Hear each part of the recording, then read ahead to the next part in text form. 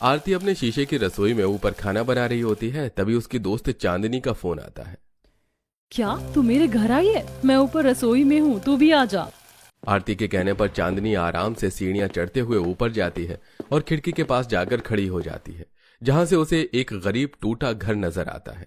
क्या बात है, पहले तो तुम मुझसे इतना मिलने नहीं आती थी, आजकल तुझे मेरी बहुत याद आती है। कहीं ऐसा तो नहीं कि तुझे मेरे शीशे की रसोई पसंद आ गई?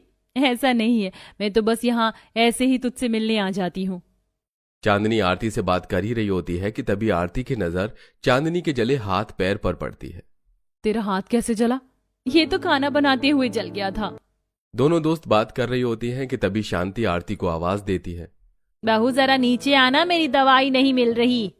अपनी सास की आवाज सुनकर आरती नीचे जाती है। आरती के जाते ही चांदनी शीशे की खिड़की के पास खड़ी हो जाती है और रवि को फोन करती है।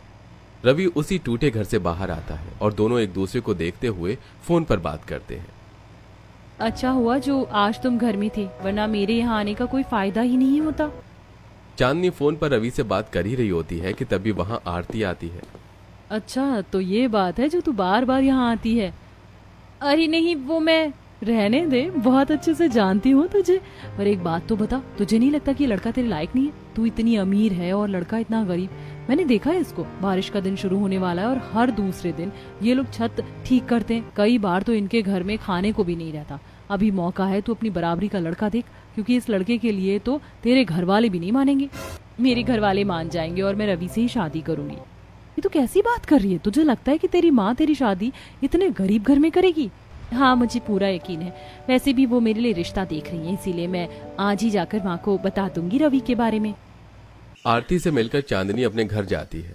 समय गुजरता है और बहुत जल्द चांदनी रवि से शादी कर लेती है। शादी करके जब वो अपने ससुराल आती है तो शादी के जोड़े में अपने घर की खिड़की पर खड़ी होती है, तो वहीं आरती भी अपने शीशे की रसोई में जाकर खिड़की पर खड़ी होकर दोनों दोस्त एक दूसरे को देखते हुए फोन पर बातें करती हैं। ले, तेरे ससुराल में आते ही बारिश भी शुरू हो गई। जरा संभल कर, आज तेरी शादी की पहली रात है। तू मुझे छेड़ना नहीं छोड़ेगी ना? फिक्र मत कर, रवि ने छत की मरम्मत कर दी है। ये तो अच्छी बात है। अच्छा, जा तू सो जा, आज तेरी पहली रात है और मैं तुझे और परेशान नहीं करना चाहती। पर हाँ, कल जब तू अपनी पहली रसोई करेगी तो मैं यहीं से तुझे देखूंगी और कोई परेशानी हो तो मुझे जरूर बताना। आरती चांदनी से थोड़ा मजाक करके अपने कमरे में सोने के लिए चली जाती है। तो वहीं जब चांदनी अपने घर में सोने के लिए जाती है तो वो देखती है कि जिधर उसका खाट लगा है उधर छत टपक रही है। बहू 2 दिन पहले ही छत ठीक की थी, पता नहीं फिर से क्यों टपक रही है। भाभी, आप मेरी जगह पर सो जाओ, मैं माँ के साथ सो जाऊंगी।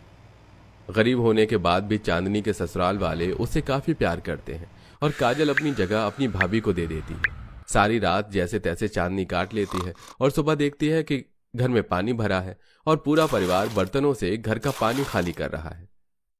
माँ जी, मैं भी आपकी मदद कर देती हूँ घर से पानी निकालने में। नहीं बहू, आज तेरी पहली रसोई है। रसोई भी घर के बाहर है, पर हमने टेंट लगा कर रखा है, वहाँ पानी जमा नहीं होता। तू जल्दी से तैयार होकर अपनी पहली रसोई की रस्म पूरी कर, हम ये कर लेंगे। आशा के कहने पर चांदनी तैयार होकर बाहर जाती है और अपनी पहली रसोई करने के लिए बैठ जाती है। चांदनी जैसे ही मिट्टी का चूल्हा जलाती है, तेज आंधी तूफान चलने लगती है, जिसमें उसका तिरपाल उड़ जाता है। माँ जी, बाहर आइए और सारे सामान घर में रख दीजिए क्योंकि तिरपाल उड़ गया है। बहुत तेज आंधी तूफान चल रही है, इसमें तो खाना नहीं बन पाएगा। बहू, तू चूल्हा बंद कर दे और अंदर आ जा। आशा के कहने पर चांदनी खाना बनाना छोड़कर सारा सामान लेकर घर में चली जाती है और ये सब आरती अपने शीशे की रसोई की खिड़की से देख रही होती है। जैसे ही आंधी तूफान बंद होता है, एक बार फिर चांदनी बाहर खाना बनाने के लिए बैठ जाती है। भाभी, आप रोटी बना लीजिए, जब तक मैं यहीं बैठकर सब्जी काट देती हूँ। काजल खाना बनाने में अपनी भाभी की मदद कर रही होती है। तभी अचानक से तेज बारिश होने लगती है, जिसमें उसका चूल्हा बुझ जाता है और काजल चांदनी के साथ साथ सारा सामान लेकर फिर से घर में आती है। ये सब देख आरती को अच्छा नहीं लगता और वो छाता लेकर सीढ़ियां उतरती हुई खुद से कहती है, मैंने इसे कहा था इतने गरीब घर में शादी ना करे, पर इसने मेरी एक नहीं सुनी। इतनी परेशानी हो रही है इसे इस आंधी तूफान और बारिश में अपनी पहली रसोई करने में। बहू, छाता लेकर तू कहाँ चली? माँ जी, आशा आंटी के घर जो बहू आई है वो मेरी दोस्त है। आज उसकी पहली रसोई है, इसीलिए मैं उसकी मदद करने जा रही हूँ। बहू, तू अपनी दोस्त की मदद करना चाहती है, इसीलिए मैं तुझे रोकूंगी नहीं, पर देखना तू आशा बहन हमसे कोई मदद नहीं लेंगी। शांति की बात सुनकर आरती और परेशान हो जाती है और छाता लिए चांदनी के घर आती है। चांदनी, ये बारिश तुझे तेरी पहली रसोई नहीं करने देगी। एक काम कर, तू मेरे घर में आकर अपनी पहली रसोई कर ले।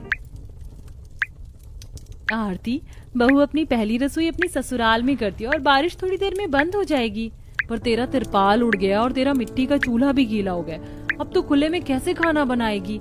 आंटी, आप ही समझाओ ना इसे।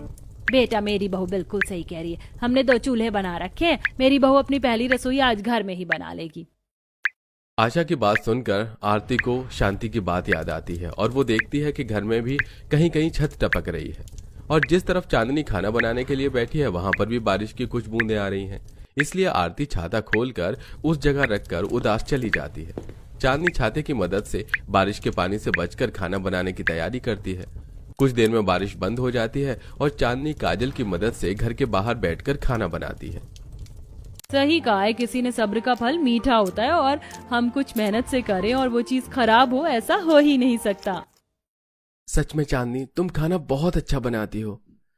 अब इसी तरह कुछ दिन बीत जाते हैं और जब भी चांदनी बाहर खाना बना रही होती है तो खाना बनाती हुई आरती अपने दोस्त को बारिश से परेशान होता देखती है। कभी आंधी तूफान बारिश की वजह से लकड़ियां गीली हो जाती हैं, तो कभी चूल्हा और कई बार बने हुए खाने में पानी चला जाता है। ऐसे ही एक तेज बारिश की वजह से चांदनी 11 बजे खाना बनाती है और ये सब देखकर बार बार आरती उससे मिलने आती है। मैंने तुझे पहले ही कहा था मत कर इस गरीब घर में शादी, पर तूने मेरी एक नहीं सुनी। अब परेशान हो रही है ना इस बारिश में, घर के बाहर खाना बनाने में और इस टूटे घर में रात गुजारने में। आरती, शांत हो जा। मैं समझ सकती हूँ तू मुझे लेकर परेशान है, पर मैं अपने ससुराल में सच में बहुत खुश हूँ। देख रही है तेरी खुशी, मुझसे मदद नहीं ले सकती, कम से कम अपने मायके वालों से तो ले सकती है ना। मुझे उनसे कोई मदद नहीं चाहिए। ये नहीं मानने वाली, अब मैं खुद इसकी माँ के पास जाऊंगी। आरती चांदनी को और परेशान नहीं देख पाती, इसलिए चांदनी के मायके जाती है। माँ, उस चांदनी ने उस गरीब से शादी कर हमारा काम आसान कर दिया। हमें उस सौतेली से कुछ लेने के लिए कुछ करना भी नहीं पड़ा, अपने आप सब हमें मिल गया। वो तो है, पर मैंने सोच लिया था अगर इसने शादी नहीं की तो मैं इसकी शादी किसी बुढ़े से कराऊंगी, पर देखो अपने आप सब हो गया। चांदनी की माँ की बातें सुनकर आरती को पुरानी बातें याद आती हैं, जब आरती अपनी माँ के हाथों से खाना खा रही होती है और तभी वहां चांदनी आती है। तू बहुत किस्मत वाली है जो तुझे इतनी प्यार करने वाली माँ मिली है। क्यों, तू भी तो किस्मत वाली है जो तुझे इतनी अच्छी माँ मिली। आरती की बात सुनकर चांदनी रोने लगती है और ये सोचते हुए एकदम से आरती उन यादों से बाहर आती है। अब मैं समझी क्यों चांदनी अपने अमीर घर में नहीं रहना चाहती थी और उस दिन उसका जला हाथ जरूर उसकी सौतेली माँ ने जलाया होगा। आरती अब वापस अपनी दोस्त के घर जाती है, जहां घर के बाहर शांति आरती से कहती है, बहू, अगर तू फिर से मदद करने के लिए जा रही है तो मैं फिर तुझे बता रही हूँ वो हमारी मदद नहीं लेंगी। कई साल पहले मुझसे शांति ने कुछ पैसे उधार लिए थे घर ठीक करने के लिए, पर उन्होंने घर ठीक नहीं किया और सारे पैसे खर्च कर दिए। मैं नहीं जानती थी कि सारे पैसे काजल के इलाज में लग गए और मैंने उन्हें सभी के सामने ताने दिए। बस तब से वो लोग किसी की मदद नहीं लेते और जब मुझे सच पता चला तो मैं खुद से नजर नहीं मिला पाई। धीरे धीरे आरती को सब समझ आने लगता है कि क्यों गरीब परिवार आरती से मदद नहीं ले रहा था। अब जब वो अपनी दोस्त से मिलने उसके घर में जाती है तो देखती है कि आशा अपने हाथों से चांदनी को खाना खिला रही है और पूरा परिवार हंसी मजाक कर रहा है। सही कहा था चांदनी तूने, तेरा ससुराल भले ही गरीब है पर तू यहाँ ज्यादा खुश है। अब तो मैं भी यहाँ तुझसे मिलने आया करूंगी, ना कि तुझे तेरी गलती गिनवाऊंगी। उस दिन के बाद फिर कभी आरती अपनी दोस्त को भला बुरा नहीं बोलती और जब भी मौका मिलता अपनी सास के साथ चांदनी के घर जाकर उनके परिवार के साथ बैठती और बातें करती है।